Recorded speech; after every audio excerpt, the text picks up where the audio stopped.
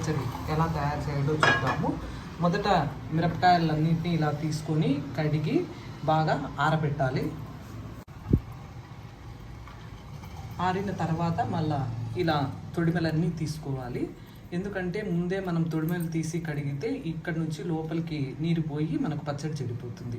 ఇలా అయిన తర్వాత వీటిని అన్నిటినీ ఇలా తుడుచుకొని బాగా ఆరాలి. ఎక్కడా కూడా చెమ్మ ఉండకూడదు. కాయలు కొంచెం గట్టిగా ఉండేటివి తీసుకోవాలి. ఇప్పుడు నేను అర్ధ కేజీ పండు మిరపకాయలు పచ్చడి ఎలా తయారు చేయాలో చూపిస్తున్నాను. ఈ అర్ధ కేజీ పండు మిరపకాయలకు 125 గ్రాముల చింతపండు ఎక్కడ ఇలా పుల్లలు ఏం లేకుండా ఇలా చేసి పెట్టుకోవాలి. ఒక 125 గ్రాములు పడుతుంది, కానీ మనకు కల్లులుప్పు కాబట్టి 100 గ్రాములు అయితే సరిపోతుంది. ఇది కొలత 100 గ్రాములు.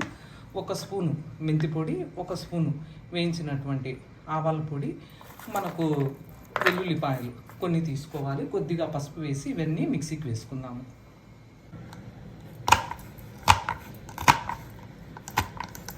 ఇలా మిరపకాయలన్నీ కట్ చేసుకుంటే మనకు మిక్సీలో బాగా మెత్తగా మెదుగుతాయి. మిక్సీ జార్ తీసుకొని అందులో మనం కట్ చేసి పెట్టుకున్నటువంటి పండు మిరపకాయలు, చింతపండు, ఉప్పు, ఆవాల పొడి, పసుపు అంతా వేసి మనము కచ్చాపచ్చాగా చేసి పక్కన పెట్టుకోవాలి. మరలా మిగిలిన పండు మిరపకాయలు కూడా వేసి ఈ విధంగా చేసి మనము పక్కన పెట్టుకోవాలి.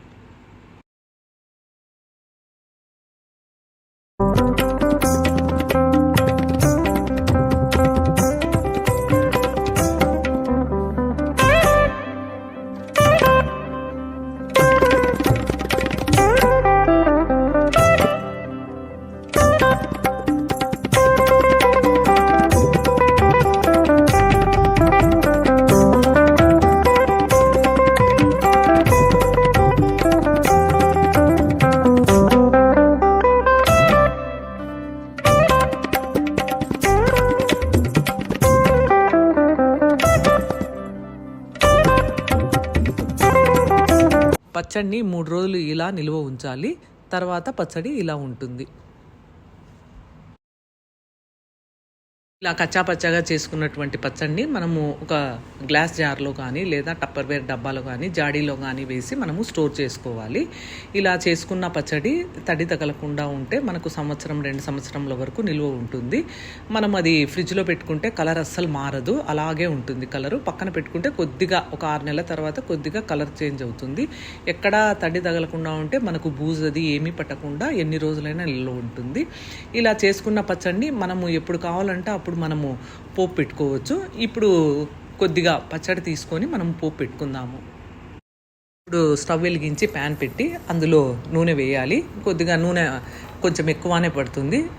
నూనె బాగా వేడైన తర్వాత అందులో ఆవాలు, తర్వాత వెల్లుల్లి రెబ్బలు కొంచెము అలా కచ్చపచ్చగా చేసి అలా వేయాలి. అందులో శనగపప్పు, మినప్పప్పు వేసి కొద్దిగా దోరగా వేగనివ్వాలి. మనము ఈ వెల్లుల్లి రెబ్బలిగిన ఇలా కచ్చగా కొట్టకపోతే అవి చిట్లుతాయి, కాబట్టి కొద్దిగా అలా నలిపి దాంట్లో వేసి బాగా వేగిన తర్వాత ఎండుమిరపకాయలు, కరివేపాకు, కొద్దిగా ఇంగువ వేసి బాగా కలపాలి. తర్వాత మనకు ఎంత కావాలంటే అంత ఈ పండు మిరపకాయ నిలువ పచ్చడిని వేసి అందులో కొద్దిసేపు బాగా కలిపి ఉడకనివ్వాలి. ఇలా ఉడకనిస్తే దానిలో ఉండే కారం అంతా కొంచెం తగ్గి మనకు తినడానికి బాగా రుచిగా ఉంటుంది. ఇలా నూనెలో వేస్తే కొద్దిసేపు ఉడికితే మనకు అన్నంలో కానీ, దోశలో కానీ, ఇడ్లీలో, మనం దేనిలో అయినా కూడా తినవచ్చు. పెరుగన్నంలోకి కూడా చాలా బాగుంటుంది. మీరు కూడా ఒకసారి ట్రై చేయండి. మీకు కనుక ఈ వీడియో నచ్చినట్లయితే లైక్ చేయండి, షేర్ చేయండి. కొత్తగా చూస్తున్న వారైతే సబ్స్క్రైబ్ చేయండి.